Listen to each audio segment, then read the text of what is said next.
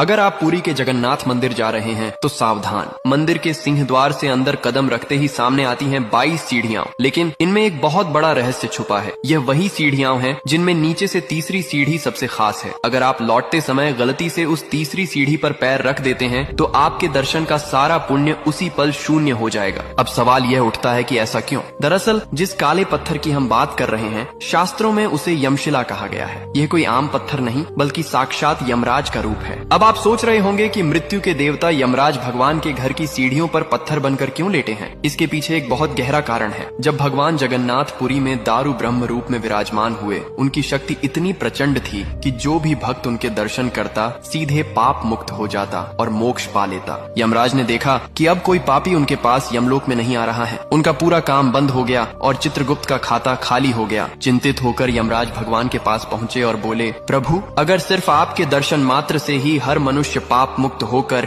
सीधे स्वर्ग चले जाएगा तो कर्मों का हिसाब कौन देगा? सृष्टि का संतुलन बिगड़ जाएगा और मेरे यमलोक का अस्तित्व ही खतरे में पड़ जाएगा। यमराज की यह चिंता सुनकर भगवान जगन्नाथ ने मुस्कुराते हुए उपाय निकाला। उन्होंने यमराज से कहा, तुम्हारी चिंता जायज है, मैं तुम्हें एक स्थान देता हूँ। मेरी इन 22 सीढ़ियों में से नीचे से तीसरी सीढ़ी पर एक काले पत्थर यानी यमशिला के रूप में लेट जाऊं। भगवान ने नियम बनाया, जब कोई भक्त मंदिर के अंदर प्रवेश करेगा और भक्ति भाव में उस तीसरी सीढ़ी पर पैर रखेगा तो वह अनजाने में यमराज यानी मृत्यु के भय को कुचल देगा। यानी अंदर जाते समय उस पत्थर पर पैर रखने से भक्त के सारे पाप वहीं नष्ट हो जाएंगे और वह पवित्र होकर भगवान के पास आएगा। लेकिन भगवान ने यमराज को एक विशेष अधिकार भी दिया। अगर दर्शन करके लौटते समय किसी भक्त का पैर तुम्हारी उस शिला यानी पत्थर पर पड़ गया तो तुम स्वतंत्र हो। उस समय तुम उसके दर्शन का सारा पुण्य खींच लेना। इसका गहरा अर्थ यही है कि भगवान चाहते थे कि भक्त दर्शन करके लौटते समय विनम्र रहें। अगर लापरवाही से बाहर जाते समय उसी पत्थर पर पैर रखा गया तो यमराज समझ जाते हैं कि भक्त के अंदर अहंकार है, इसलिए वह पुण्य छीन लेते हैं और भक्त को खाली हाथ घर लौटना पड़ता है। इतना ही नहीं, इन 22 सीढ़ियों का संबंध हमारे पूर्वजों यानी पितरों से भी है। मान्यता है कि पितृगण भी इन्हीं सीढ़ियों पर वास करते हैं। इसलिए उड़ीसा में लोग अपने बच्चों को इन सीढ़ियों पर लुढ़काते हैं और पिंडदान करते हैं ताकि यमराज